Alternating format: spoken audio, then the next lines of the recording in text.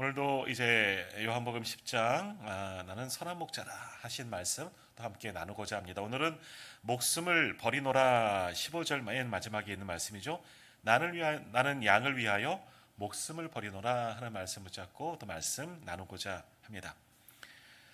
우리가 생명이 있다 하는 것의 특징은 뭐냐? 살아있다 하는 것은 성장을 이루는 거고 또 성숙을 이루는 겁니다. 물론 성장과 성숙은 이제 비슷한 것 같지만 이제 크게 이제 구분하면요, 성장은 뭐예요? 외적으로 보여지는 거죠. 외적으로 자라나는 것이 성장이고, 성숙은 내적으로 자라나는 것을 성숙이라 할 수가 있습니다. 그래서 어린 아이들은 어떻습니까? 외적으로 성장이 이루어지죠. 근데 나이가 들었음에도 불구하고 계속 성장이 일어나면 참 곤란한 거죠. 거인병 뭐 이런 것들이 있고, 그것 때문에 꼭 문제가 생기곤 합니다. 또 어른이 되면, 이제 어느 정도 어른이 되면 외적인 성장은 멈추고 내적 성장이 일어나야 합니다. 나이가 들어가는데도 어린아이처럼 행동하면, 그렇게 생각하면 좀 그것도 곤란한 일이라 할 수 있습니다.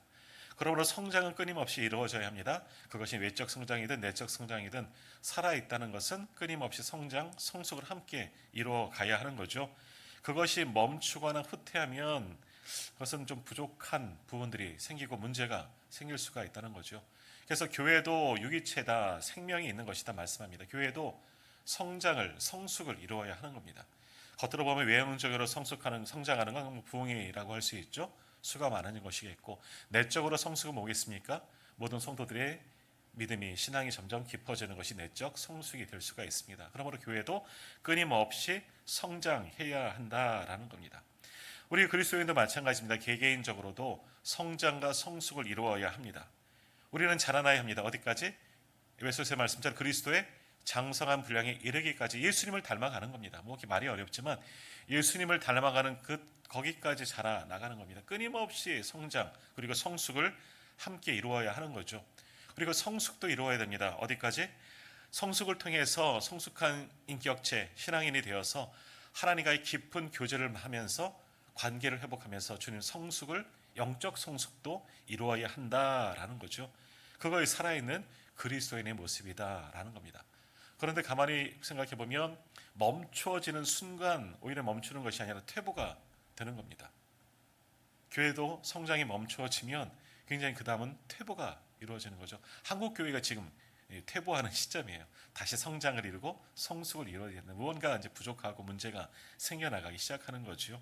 개개인적으로도 마찬가지입니다. 우리 모든 성도들도 끊임없이 성장을 이루고 성숙을 이루지 않으면 믿음이 멈추어지는 거죠. 아니, 예전만 못한 그런 믿음이 되는 겁니다. 후퇴하는 그런 믿음이 될 수가 있다는 거죠. 그러므로 끊임없이 우리는 그리스도의 장성한 분량에 이르기까지 자라나야 한다라고 말합니다.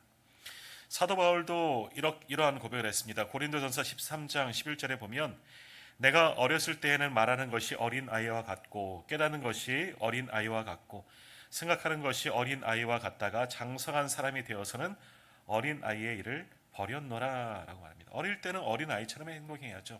애어른이라 그래서 어린데 뭐 일찍 철들었다고 어른처럼 말하면 그것도 또 이상한 것이지만, 어른이 되어서 장성한 사람이 되어서 어린아이처럼 하면 안 된다.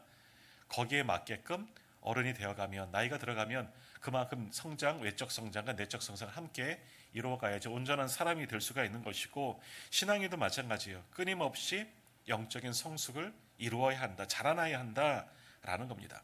그러기 위해서는 사도 바울이 조금 전에 그 말씀, 고린도전서 13장 11절 말씀, 내가 어린아이가 같지 않으려고 어떻게 하냐? 예전 것을 버리는 겁니다. 배설물처럼 그래서 버렸다라고 말씀합니다.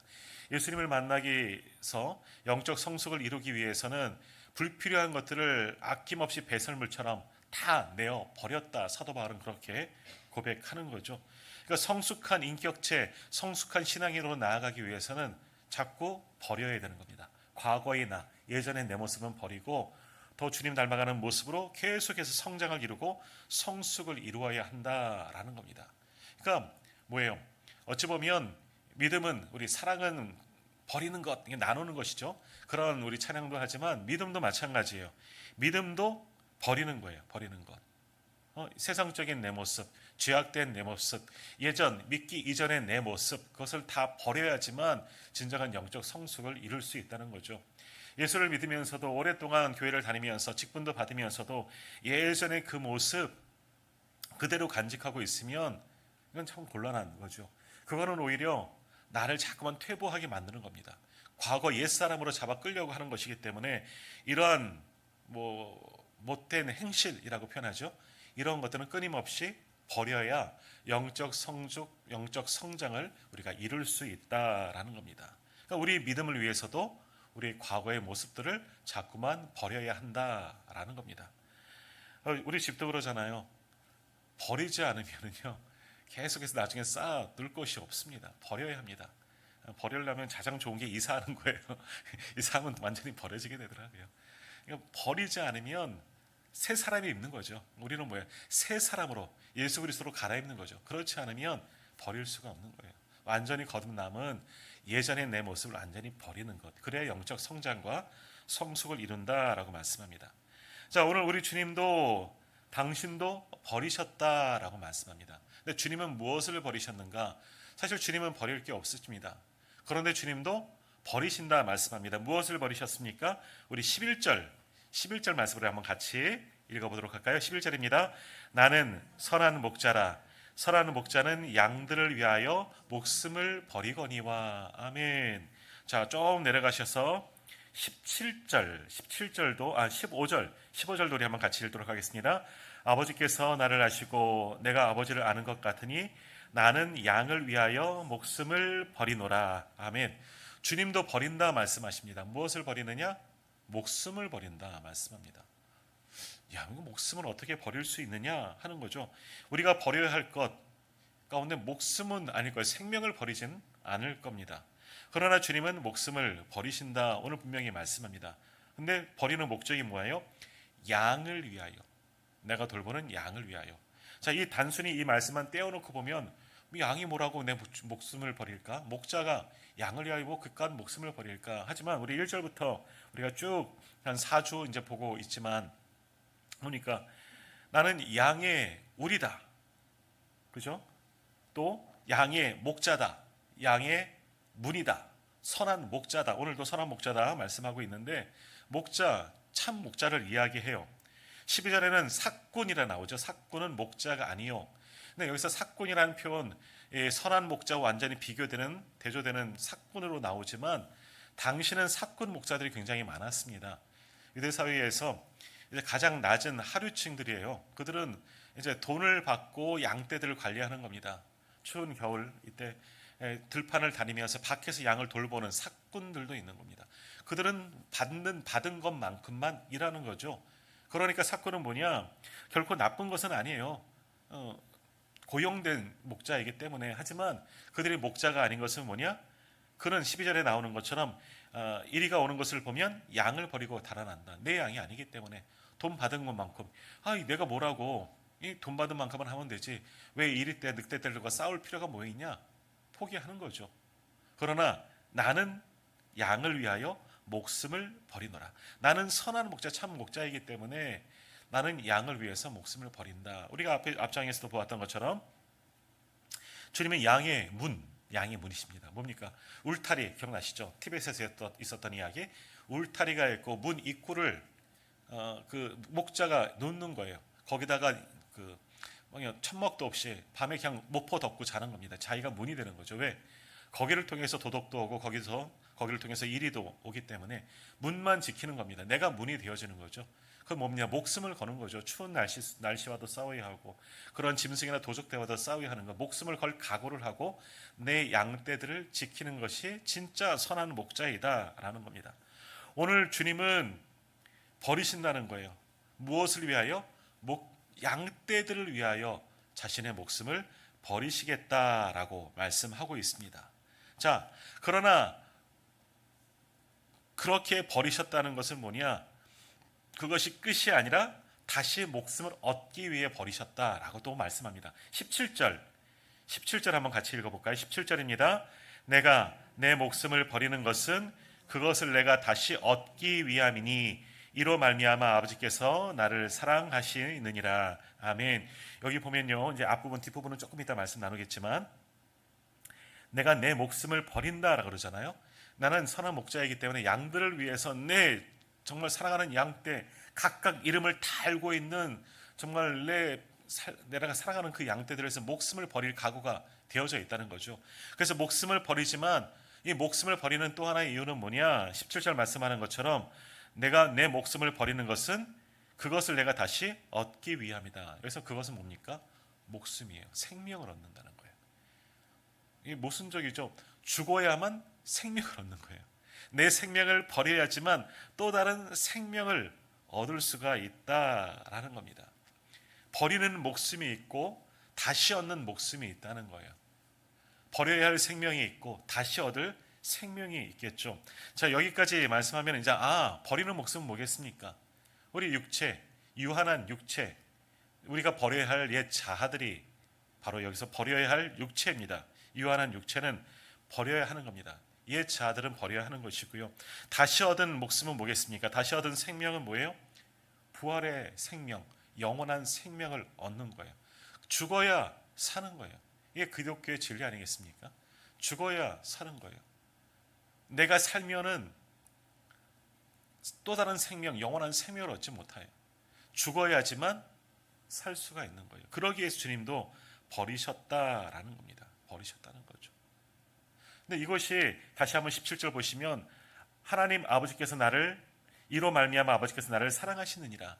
다시 말하면 이것이 하나님의 뜻이라는 겁니다. 하나님의 뜻은 뭐냐? 예수님께서 이 땅에 오신 뜻은 뭐냐? 하나님께서 예수님을 왜 보내셨죠? 이제 이번 돌아오는 주부터 이제 성탄 트리도 이제 놓고 이제 주말에 장식하겠지만 예수님이 오신 목적이 뭡니까? 하나님께서 예수님을 왜 이 땅에 보내셨죠? 뭐 하라고? 죽으라고. 아기의 모습으로 오셨지만 자라나서 때가 되면 죽으라고, 십자가 위에서 목숨을 버리라고 보내셨어요. 그러나 그게 끝이지 않아요. 주님이 그렇게 죽으셔야지만, 목숨을 버리셔야지만 거기에서 구원이 일어나는 거죠. 생명을 얻을 수가 있는 거죠. 바로 그거예요. 그거 지금 말씀하는 거죠. 내가 내 목숨을 버려야지만 그것을 내가 다시 얻기 위함이다. 또 진짜 생명을 얻을 수 있다. 이게 하나님 아버지의 뜻이고 그것이 우리를 향한 하나님의 사랑이다. 아버지께서 나를 사랑하시니라. 주님을 사랑하시기 때문에 주님은 죽지만 다시 살아나게 하실 것을 주님은 아신다는 거예요. 그래서 그 사명을 붙잡고 하나님 아버지의 뜻을 가지고 이 땅 가운데 오셨다라는 거예요. 그러니까 주님은 이 땅에 오셔서 살기 위해서 오신 것이 아니라 죽으러 오셨습니다. 그것이 하나님 아버지, 당신을 사랑하시고 이리 모든 인간들을 사랑하신 하나님 아버지의 사랑이시기 때문에, 하나님의 뜻이기 때문에 죽으러, 목숨을 버리러 이 땅에 오셨다는 겁니다. 자, 우리 이 땅을 살아가는 사람 가운데 목숨을 버리기 위해서 살아가는 사람이 있습니까? 나는 어차피 죽을 목숨이다. 언젠가는 죽겠죠. 그건 때 되면 죽고 나이가 들거나 병들어서 또는 사고로 죽을 수 있겠지만 죽으려고 사는 인생은 없습니다. 살기 위해서 살죠. 악착같이 살죠. 안 죽으려고 우리는 살지 목숨을 버리려고 사는 인생은 없습니다. 그러나 주님은 알고 계셔요. 목숨을 버리기 위해서 이 땅 가운데 오셨다는 거죠. 왜? 그것이 하나님의 뜻이기에. 그래야지만 또 다른 생명을 낳을 수 있기 때문에. 이게 주님이 우리를 위해서 그렇게 버리신 겁니다. 그것을 양의 목자, 선한 목자로 비유한 겁니다. 선한 목자는 성숙한 목자, 완전히 성장한 목자를 가리킵니다. 참 목자이죠. 이러한 목자는 양떼들을 위해서 목숨을 내어 버릴 수가 있다는 겁니다. 주님은 그렇게 오셨어요. 하나님 아버지의 뜻을 가지고 목숨을 내어주고 그래서 우리를 살리고자 이 땅 가운데 오셨다 말씀하는 거예요. 그래서 나는 선한 목자라 말씀하는 겁니다. 나는 너희 양들을 위하여 목숨을 버린다라고 말씀하시는 거예요. 죽어야만 사는 진리, 그것이 하나님의 뜻이고 우리를 사랑하신 하나님의 뜻이기에 그 뜻을 가지고 이 땅에 오신 분이 바로 예수님이시다라는 겁니다. 그렇기 때문에 우리는 성탄절 맞이하면서 우리가 기뻐하죠. 그래서 우리도 기뻐하면서 축제, 성탄 축하 잔치를 합니다. 예수님이 오셨음을 또 감사하면서 또 우리가 작은 준비한 동방마스들처럼 선물을 준비한 그들처럼 우리도 우리의 것을 준비해서 하나님께 드리는 것, 주님께 드리는 것. 하지만 한편으로는 가장 슬픈 절기가 성탄절이에요.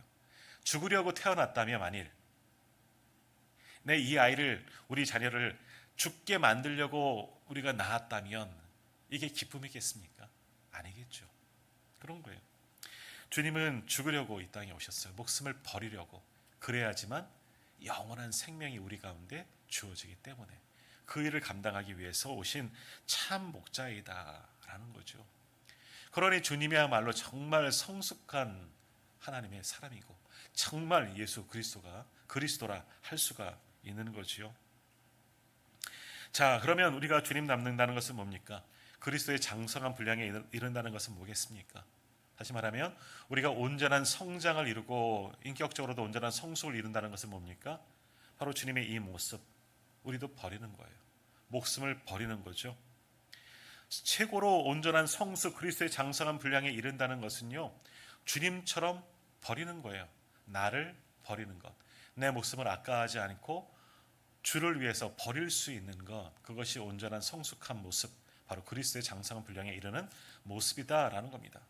그러니까 우리가 그리스도의 장성한 분량에 이른다, 예수님처럼 닮아가는 것, 고귀하고 거룩하고 흠없는 그 모습 생각할 수 있겠지만 또 한편은 뭐냐?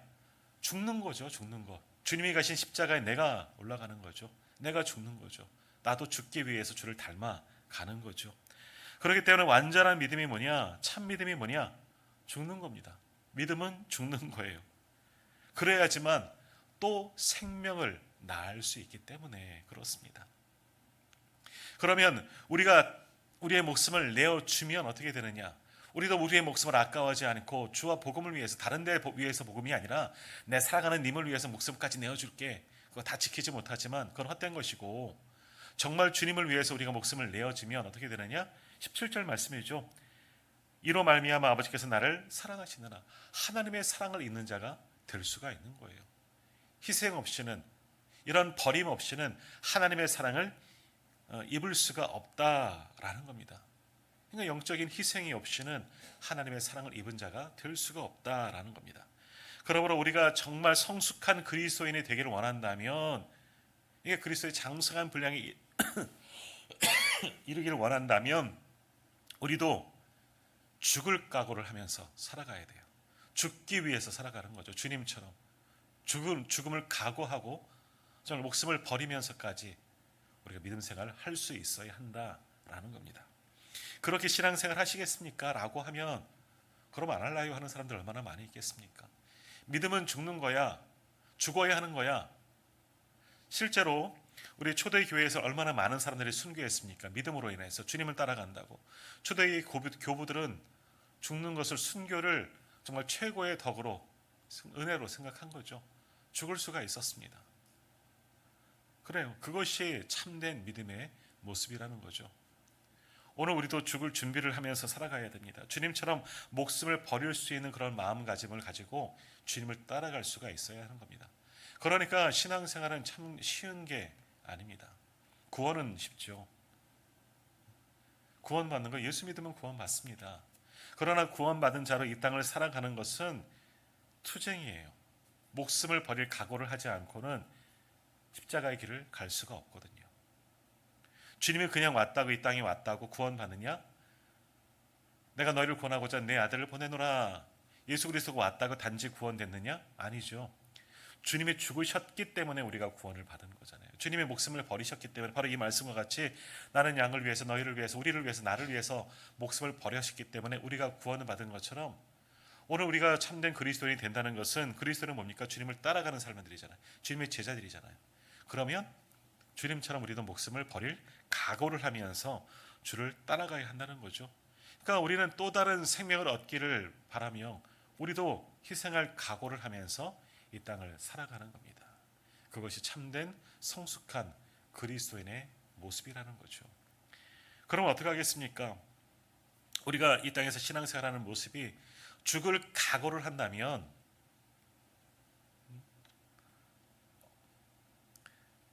어느 것 하나 허투루 할 수 없을 거예요.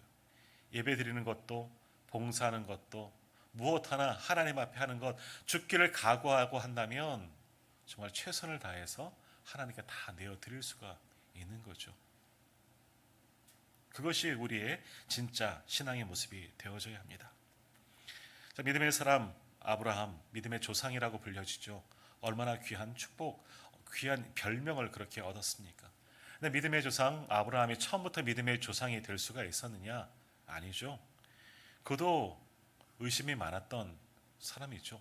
물론 우리보다는 믿음이 좋았을 거예요. 하나님께서 보여줄 땅, 그 나이에 그 연세에 물론 많이 살아 우리보다 훨씬 2배 이상으로 살았기 때문에 뭐 그렇다 쳐도 그 75세의 나이에 고향을 떠난다는 것 쉬운 일 아니었을 겁니다.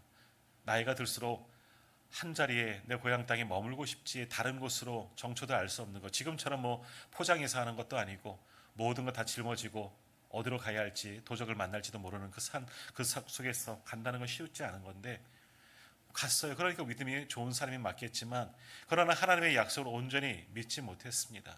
아브라함도 실수가 많았던 사람이죠. 자기 목숨 구원하고자 어떡합니까? 애굽에 내려갔을 때에도 내 아내 아닙니다. 내 동생입니다.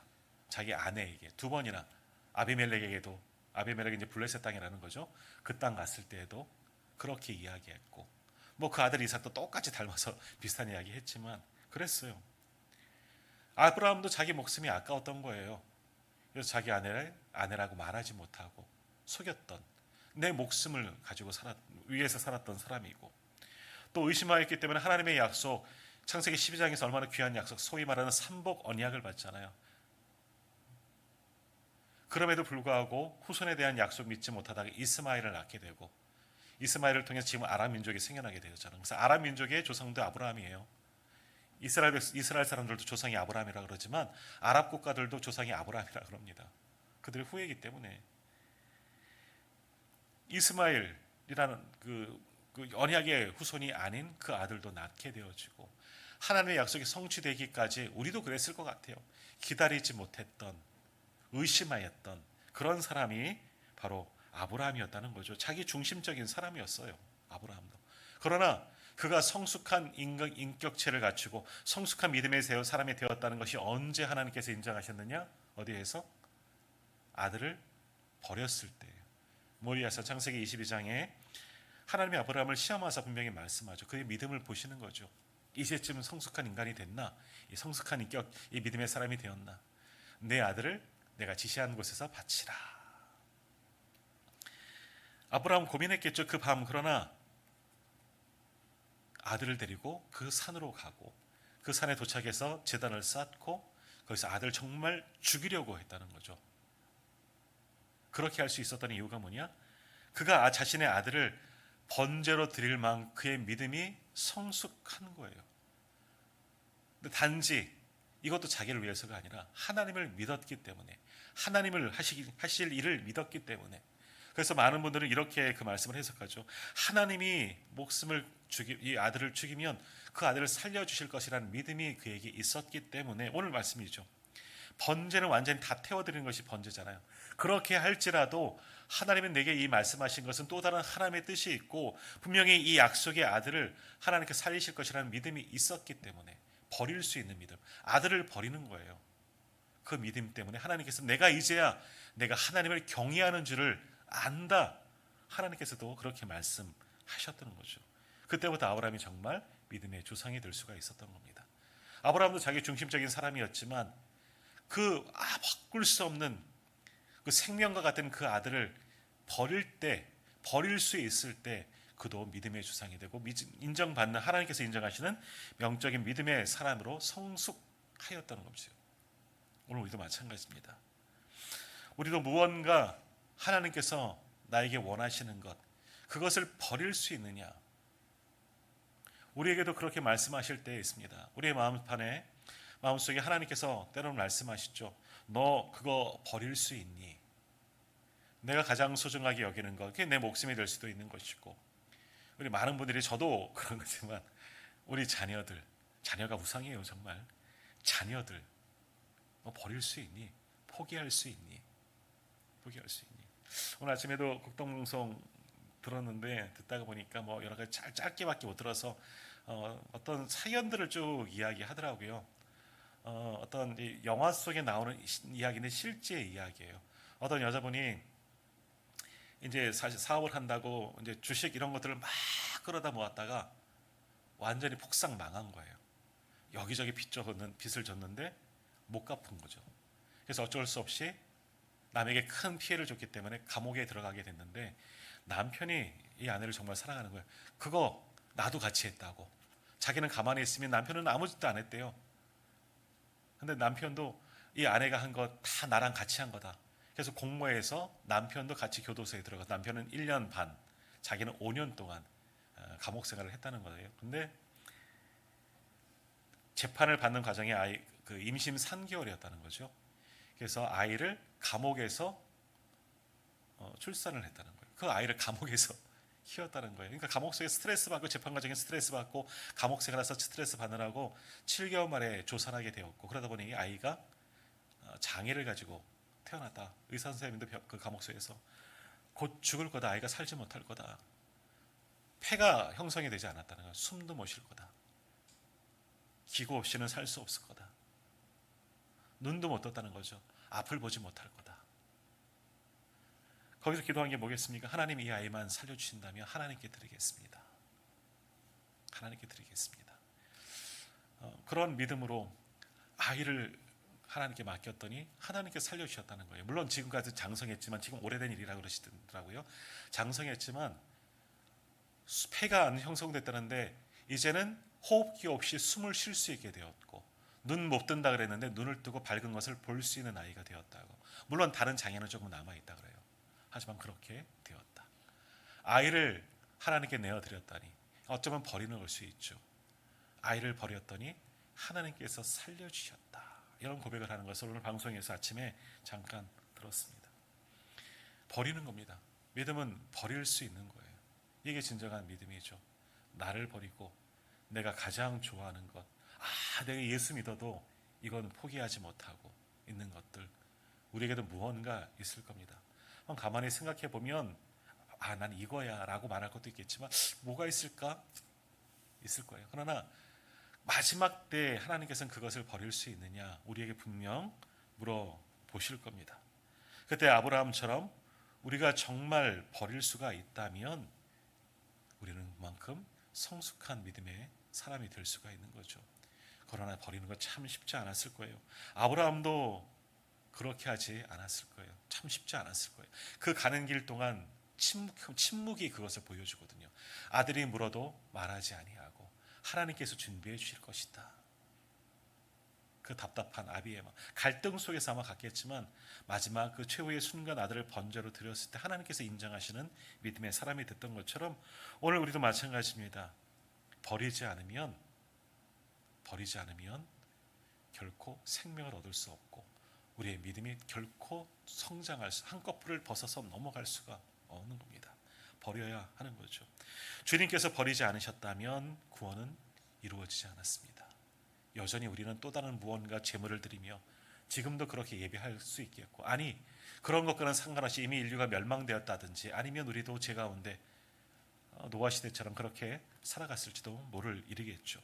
주님이 죽으셨기 때문에 오늘 우리가 믿고 구원을 받은 것, 주님의 목숨을 버리셨기 때문에 우리가 또 다른 생명을 얻게 되었다는 겁니다. 오늘 우리도 정말 성숙한 참된 그리스도인 되기를 원한다면 이제 버려야 합니다. 주님께서 오늘 나에게 무엇을 버릴까? 이것을 버려라 말씀할 때 정말 아브라함처럼 또 우리 주님처럼 순종함으로 그것을 내어 버리고 오직 주님께 다 드릴 수 있는 우리가 되기를 원합니다. 그러나 우리가 버릴 때 하나님께서 우리가 생각하지 못한 것들로 채워주실 줄 믿습니다. 더욱이 우리가 버리라 가시는 거는요, 빼앗는 게 아니에요. 뭡니까? 다시 한번 17절 말씀 한번 볼까요? 17절 다시 한번 같이 읽어보도록 하겠습니다. 내가 내 목숨을 버리는 것은 그것을 내가 다시 얻기 위함이니 이로 말미암아 아버지께서 나를 사랑하시느니라. 버리는 게 하나님의 사랑이에요. 버리면 생명을 주신다. 내가 사랑하니까 걱정하지 말고 버려라. 우리도 마찬가지예요. 버리는 것 하나님께서 시험인 것 같지만 사랑하시기 때문에 하나님의 사랑을 받기 위해서는 이것이 필요 없는 거죠. 이것 때문에 하나님의 사랑을 못 받고 하나님께 나아가지 못하는 거죠. 그래서 버리라는 거예요. 그것을 버릴 수 있어야 하는 겁니다. 이따가 이제 우리가 말씀을 짜고 기도할 터인데, 나는 내가 지금 버려야 할 것은 무엇인가 한번 가만히 고민해보고 한번 도전해 보십시오. 하나님, 제가 이것을 버려야 합니다. 알면서도 버리지 못하고 지금까지 악착같이 지고 있습니다. 이 모든 것들을 한번 버리길 원합니다. 그리고 또 다른 것으로 채우시는 하나님의 사랑을 경험하길 원합니다. 그렇게 버릴 수 있는 하나님의 사랑을 받는 저와 우리 성도님들 되기를 간절히 소망합니다. 기도하겠습니다.